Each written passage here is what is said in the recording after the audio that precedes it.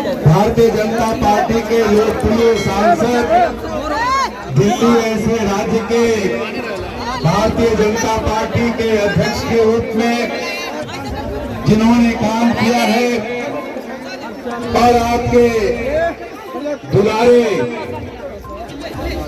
श्री मनोज तिवारी जी हमारे बीच उपस्थित बिहार विधानसभा में प्रतिपक्ष के नेता हमारे मित्र श्री विजय कुमार सिन्हा जी, बिहार विधानमंडल के सम्माननीय सदस्य,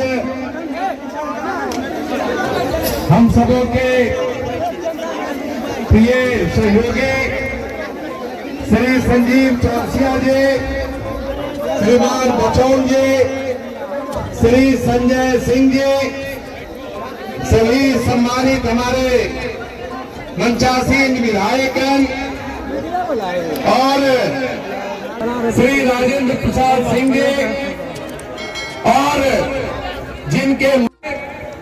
जिसको नरेंद्र मोदी ने अपने प्रतिनिधि के तौर पर आपको प्रत्याशी बनाने का काम किया है, ऐसी बहन सोनम जी, मंच पर आसीन भारतीय जनता पार्टी बाढ़ जिला के सभी हमारे सम्मानित नेतागण, और हमारे बीच जिनको आप सुन रहे थे, पिछड़ा का बेटा, अति पिछड़ा का बेटा, जिसको भारत के प्रधानमंत्री ने हमारी पार्टी ने राज्यसभा भेजने का काम किया, ऐसे श्री हमारे शंभुधर पटेल जी, और हमारे सामने उपस्थित मातृशक्ति के रूप में हमारी माताएं, बहनें और नौजवान दोस्तों, बहुत बड़ी संख्या में नौजवान हमारे बीच हैं, जो है मुझे भी पता है कि आप नरेंद्र मोदी जी ने मोकामा के विकास के लिए, मोकामा जो काफी पिछड़ा हुआ रहा, बरसों बरस से पिछड़ा रहा, क्योंकि ऐसा प्रमुख नहीं मिला जो नरेंद्र मोदी के विकास यात्रा से मोकामा को जोड़ सके। और अब ऐसा वक्त है कि विगत 8 वर्षों में भारत के यशस्वी प्रधानमंत्री ने जिस प्रकार से भारत के विकास के लिए, बिहार के विकास के लिए लगातार काम किया और बिहार और भारत को यशस्वी बनाने का काम किया है, उसमें मोकामा आखिर पीछे क्यों छूटा, इसका जवाब कौन देगा भाइयों और बहनों? इसका जवाब कौन देगा? इसका जवाब कौन देगा कि यह उपचुनाव क्यों हो रहा है? मोकामा विधानसभा क्षेत्र को आखिर उपचुनाव के रास्ते पर धकेलने का काम क्यों हुआ? ऐसी कौन सी परिस्थिति बनी ललन भैया, जो आपके द्वारा ही लगाए गए आरोप के कारण आपका उम्मीदवार चुनाव से वंचित हो गया, वो चुनाव जीवन में नहीं लड़ सकता है, तब मजबूरी में अपनी पत्नी को खड़ा किया। आखिर ऐसी परिस्थिति क्यों आई ललन भैया? पलटू भैया भी बताएंगे। उन्हीं लोगों के द्वारा लगाए गए आरोप पर आनंद सिंह ऐसा विधायक को इस चुनाव से वंचित होना पड़ा। कभी कभी तो मुझे लगता है कि चलो इसी बहाने मोकामा का भाग्य भी खुला है कि मोकामा अब कमल निशान को वोट देने का काम करेगी।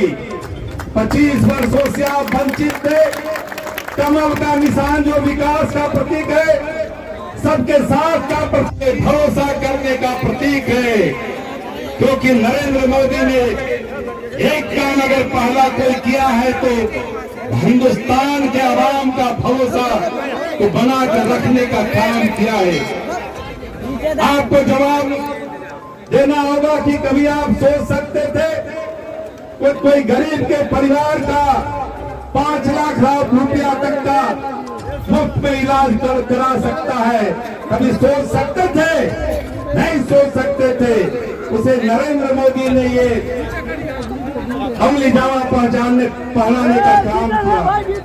लगातार गरीबों को कोरोना के कारण जब सारे कारोबार रोजगार बंद हो गए थे तो मुफ्त में राशन पहुंचाने का अगर कोई काम किया तो नरेंद्र मोदी ने किया।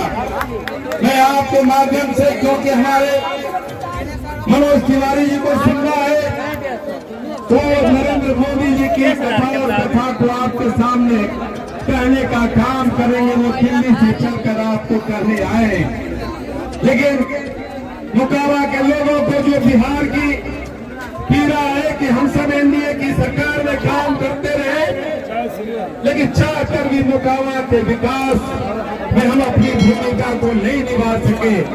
एक बड़ा अवसर है, इस अवसर को मित्रों खोना नहीं, जो खोगे तो पछताओगे मित्रों। मैं यही बात आपके बीच कहने के लिए आया हूँ। इन्हीं शब्दों के साथ क्या आने वाले दिनों में मुकाबला विधानसभा क्षेत्र के मतदाताओं को लोगों को कमल निशान पर मुहर लगाकर बहन सोनी देवी को जिताने का एक बड़ा अवसर मिलेगा।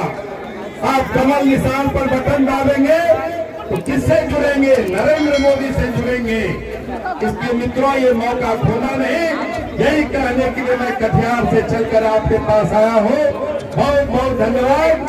वंदे मातरम। एक बार मेरे साथ नारा लगाइएगा, कमल निशान झारे झार, कमल निशान जिंदाबाद, नरेंद्र मोदी जिंदाबाद।